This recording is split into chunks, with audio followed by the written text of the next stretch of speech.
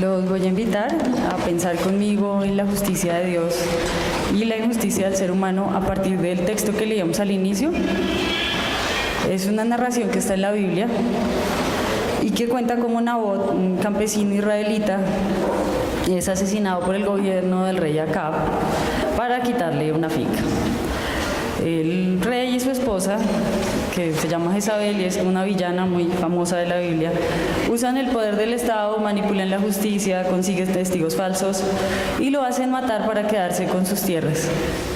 Entonces luego viene el profeta y hace una exhortación. Yo recordaba a Nabot de la escuela dominical y quise estudiar ese texto pensando que es una narración que parece sacada de la historia reciente de Colombia.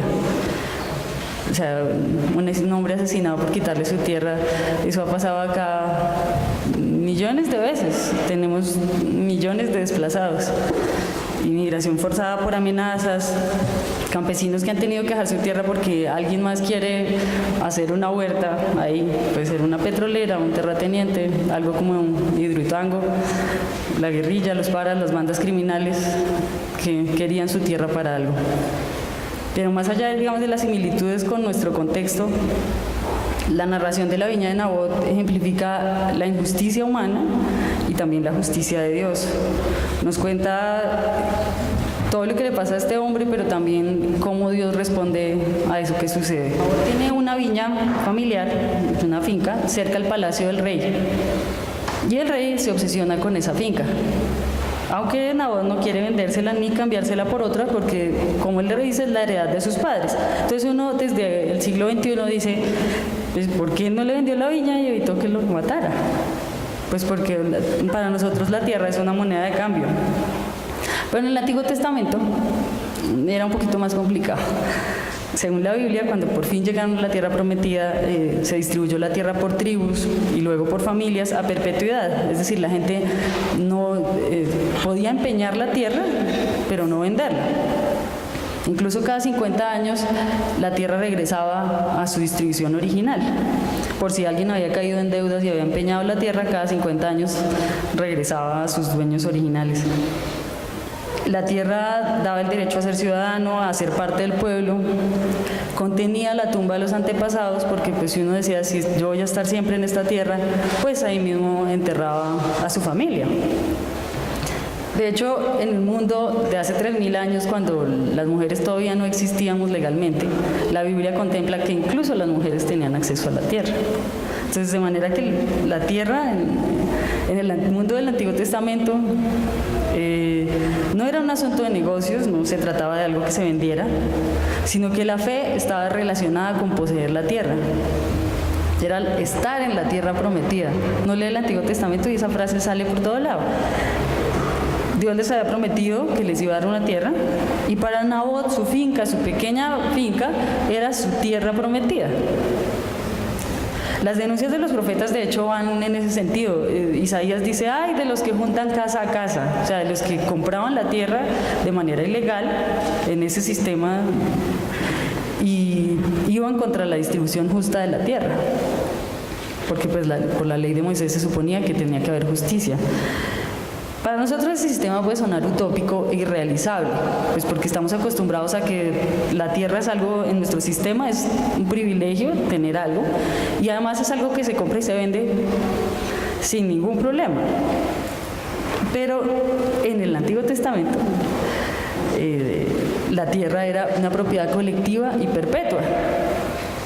Entonces, de manera que lo que el rey le estaba pidiendo a Acab no era cualquier cosa, era: véndame sus recuerdos, véndame la tumba de sus padres, véndame su derecho a estar en este país, porque pues si alguien no tenía tierra se convertía en extranjero, véndame su pertenencia a esta comunidad, su derecho a estar aquí y váyase, sí, váyase y sea extranjero para siempre en otro lado. Y eso es lo que le pasa a un desplazado, ¿no? Tiene que venirse a la ciudad e inventarse otra vida, a empezar de cero sin que lo que sepa le sirva aquí para trabajar, sin tener conexiones, sin tener nada. Así que digamos que el parangón es válido. Ahora, esa narración ocurre en un tiempo de crisis. El rey de Israel, Acab, se casa con una princesa malvada que se llama Jezabel, que es de otro pueblo, y que no solo es idólatra, sino que quiere obligar por la fuerza, con armas, a que le hagan caso y a que adoren a los dioses que ella quiere y que hagan lo que ella quiere. Y en ese contexto el culto de Dios es perseguido y la idea de justicia ya no está en el Estado. Se parece algo a la desconfianza en las instituciones que tenemos nosotros también. Y aprovechando de esa historia, pues quiero hablarles de la justicia de Dios y la injusticia del ser humano, porque para que sucediera una cosa tan fea, tan horrible como lo que le sucedió a Nabot, se necesitó que mucha gente actuara con injusticia y con desamor. Una primera injusticia es codiciar lo que no se puede tener. Entonces el rey, que lo tiene todo, se encapricha con algo que no puede tener, pero que cree que con dinero lo puede comprar. Y hay cosas que el dinero no puede comprar. Y la injusticia humana puede estar ejemplificada en la envidia, en la codicia de lo que el otro tiene. Es ofrecer dinero por algo que no se puede comprar. Él podría haber hecho ese huerto en cualquier otro lado y seguramente tenía propiedades mucho más grandes, era el rey. Pero se obsesionó con algo que tenía valor sentimental para el otro. Eso es similar a cuando alguien quiere comprar la conciencia del otro, cuando quiere comprarlo con un soborno, o la dignidad del otro, o el cuerpo del otro. En un contexto del amor al prójimo eso ni siquiera se podría plantear, porque en una realidad sin amor, pues uno puede creer que el dinero lo puede comprar todo. Entonces uno puede pensar a partir de eso, ¿hasta dónde puede llegar la codicia? ¿Por qué desear tanto lo que es sagrado de otra persona que no quiere vender? Y uno puede examinarse y dice, bueno, yo que he codiciado que le pertenezca a otro. Un talento, un privilegio. ¿Por qué no puedo celebrar lo que tiene otro? Las posibilidades del otro de las que yo no tengo, porque es tan difícil. Una segunda injusticia es la injusticia de aconsejar mal. Jezabel, que es la esposa de Acab, aconseja a Acab, le dice, ay, no sea bobo. Y eso es una expresión muy común en nuestro entorno. ¿Por qué no aprovecha? Pues porque ella le dice, usted quiere la finca y usted es el rey. ¿Por qué no aprovecha? La injusticia humana puede darse en algo inofensivo como un consejo, o algo espantoso como planear la muerte de otra persona. Nosotros en lo cotidiano pues no llegamos a eso, pero sí a aconsejar con saña, con maldad, con mala intención.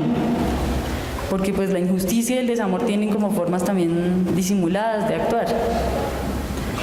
Y una tercera injusticia es pedirle a otros que hagan el mal, porque lo que ella hace, lo que hace la reina, es aprovecharse del poder real para ordenar a los principales del pueblo que consiguieran testigos falsos y apedrearan a Nabot. Esa injusticia consiste en incitar a otros a hacer algo que yo no voy a hacer, pero es como un actor intelectual, ¿no? Actuar sin amor. Y hubo mucha injusticia en los ancianos dirigentes del pueblo. Es la injusticia de obedecer ciegamente. Los ancianos obedecen sin ningún problema las órdenes del rey, consiguen testigos falsos y matan a Nabot.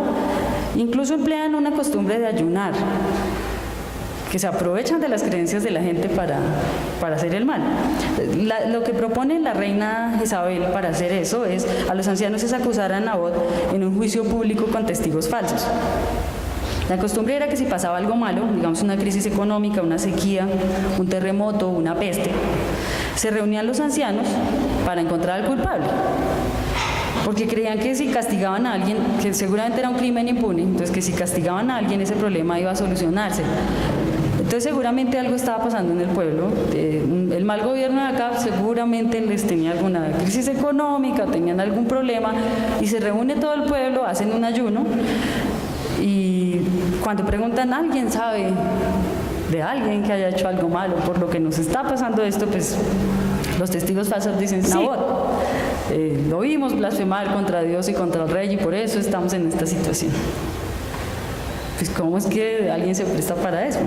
¿Cómo es que nadie se opuso y cómo es que lo matan y nadie dice nada?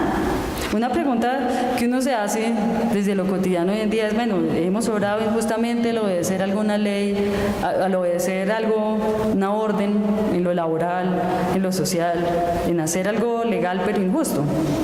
Lo que uno puede decir, yo apenas obedecía órdenes, Yo solo hice lo que me mandaron. ¿Qué es lo que podrían escudarse los ancianos? No, es que el rey me mandó y esa era la ley y yo hice caso. ¿Qué importancia le damos nosotros a actuar justamente con amor en nuestra relación con otras personas? ¿Nos hemos prestado para hacerle mal a otros con comentarios o con acciones injustas? Los ancianos del pueblo le echaron la culpa a un solo hombre para quedar bien. Mataron a un inocente y, como se dice popularmente, comieron callados. Pero el Evangelio nos pide más que eso. Un grupo de soldados acá en Colombia, un superior les dio una niña menor de edad y les dijo, mátenla y háganla pasar por guerrillera. Eso pasó aquí muchas veces. Pero en el caso de ellos, un grupo de soldados pobres prefirieron pelearse con su superior y encontraron la forma de hacer justicia. Perdieron toda su carrera militar, pero no mataron a nadie, porque sí había forma de elegir la justicia en lugar de la injusticia, de encontrar forma de no obedecer cuando obedece una ley superior, que es la de no matar a un inocente. Ahora, para obedecer a la orden del rey, los ancianos tenían que conseguir testigos falsos que acusaran a Nabot delante del pueblo. Nabot vivía en un poblado de su época que no era una gran ciudad como Bogotá, donde nosotros no conocemos ni al vecino, sino un pueblo chiquito en el que todos se conocían. Y más aún si la propiedad venía de muchas generaciones, o sea, si llevaba viviendo en ese pueblo su familia 200, 300 años, pues todos se conocían.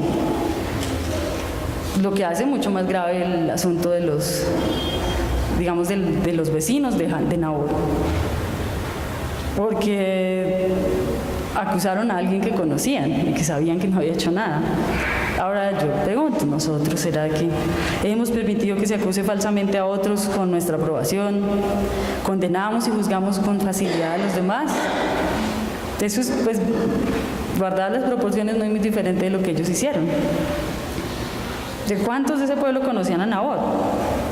Y la narración no nos cuenta que alguien se opusiera a esa injusticia, ni arriesgar, pues claro, iban a arriesgar su vida en eso, pues porque el rey, así como hizo con Nabot, podía hacer con cualquiera de ellos. Sin embargo, ¿qué era lo que tenían que haber hecho? Yo les dejo la pregunta abierta. Y como parece que los bienes de los condenados a muerte pasaban al rey, entonces el rey se hizo con la propiedad de Nabot. Y en esta parte del relato es que comienza por fin a aparecer algo parecido a lo que nosotros llamamos justicia. La primera forma de justicia es la natural, o sea, sembrar lo cosechado. Dios ve y le dice a Elías que informe a Acab, que ya ha ido a posesionarse de la viña, que va a cosechar lo que sembró, es decir, las consecuencias naturales de lo que hizo. Morirá en el mismo lugar que el otro y de una forma humillante y va a perder el trono. Es, digamos, que lo natural. Sembrar lo que se cosecha y tener consecuencias de los actos realizados es apenas natural. Es un razonamiento lógico y es la primera forma de justicia que vemos en esta narración, contrapuesta a la injusticia de un montón de gente que estamos viendo ahorita. Y contrario a lo que vemos, el profeta le dice, a usted le va a pasar lo mismo que usted hizo. El que a hierro mata, a hierro muere. Y nuestra humanidad, de manera lógica, nos lleva a reclamar que el malvado pague por su maldad. O sea, nosotros es lo mínimo que esperamos, nuestra idea de justicia. El profeta Elías, en cumplimiento de su papel profético, le anuncia que lo que hizo no va a quedar impune. Y esa es la labor de un profeta: denunciar y no quedarse callado frente a la injusticia. Porque lo injusto ante los ojos de los hombres también es injusto ante los ojos de Dios. En ese sentido es un contraste contra toda la gente que hemos visto que se ha hecho el de la vista gorda para dejar que pasen esas injusticias. El profeta lo que hace es ver lo que está pasando y dice, si usted sigue haciendo esto, le va a pasar tal cosa. En el caso de Acab le dice, rey, si usted sigue así, lo que va a pasar es que se va a morir, lo van a matar de una forma terrible. Y hoy en día uno puede decir, si seguimos como vamos, ¿qué va a pasar?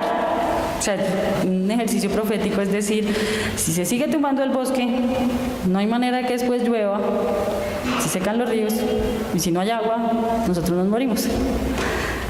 Pero también si secan un río para hacer un negocio, ¿cuánta gente va a aguantar hambre porque ya no tiene peces para comer?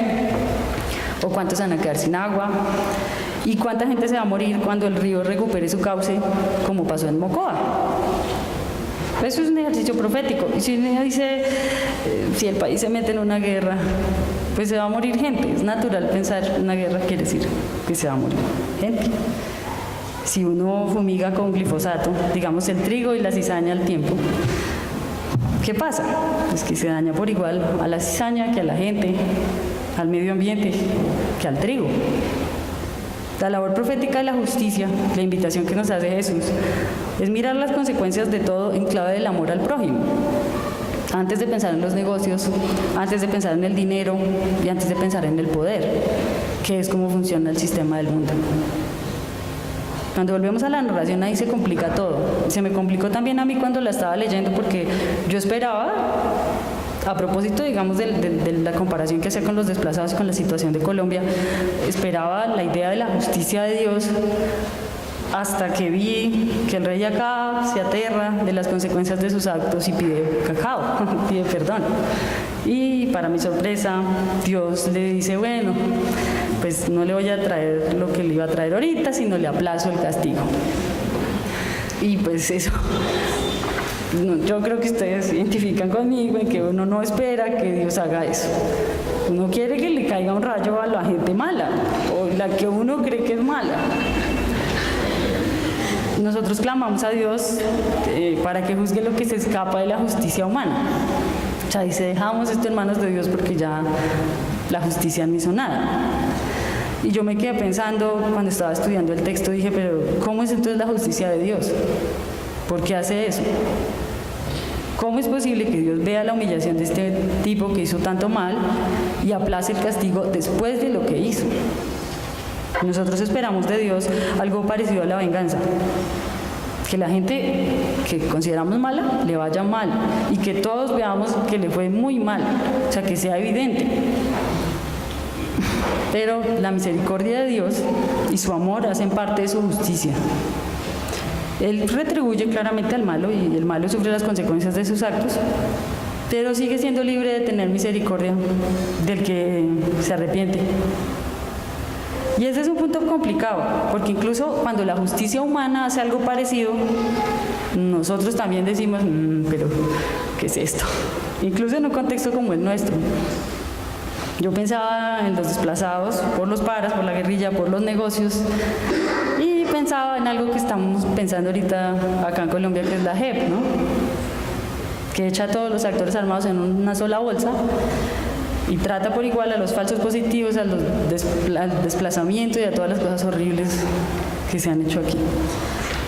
Y claro, eso es claramente injusto, desde el ojo por ojo, ¿no? Desde la venganza, desde lo que nosotros quisiéramos como humanos.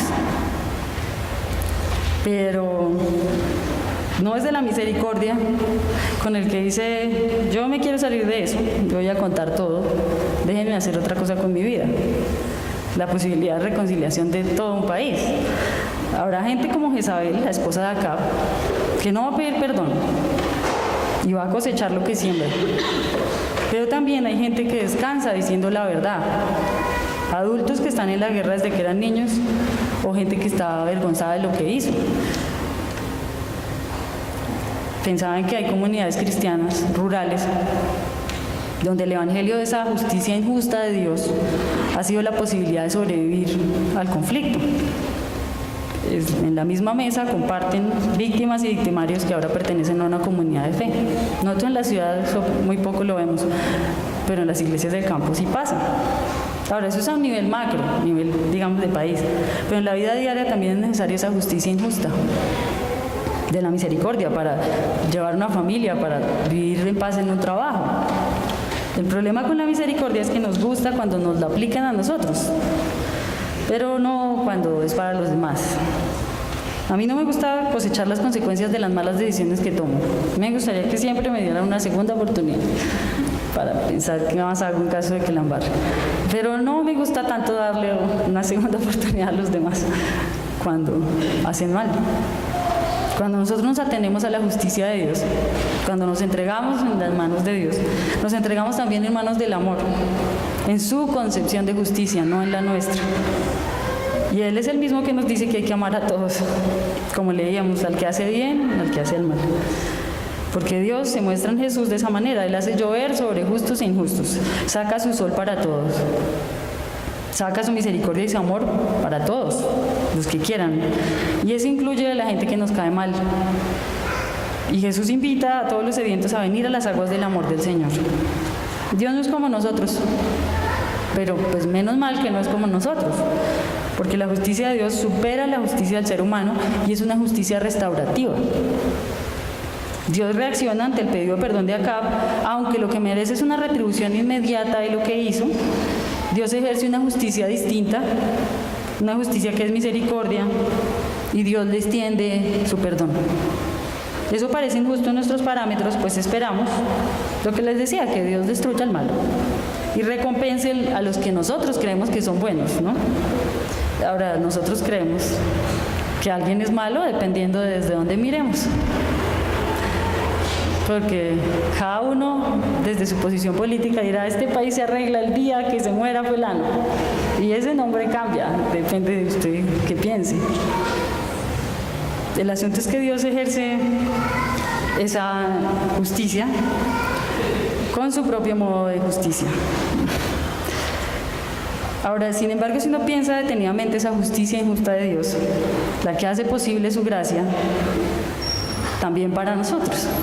Porque cuando yo soy injusta, cuando hago cosas sin amor, Dios no me da lo que merezco, sino el amor que necesito, la posibilidad de enmendar mi error y su cuidado paternal para crecer y aprender. Entonces, ¿por qué habría de molestarme que haga lo mismo con otra persona que me cae mal?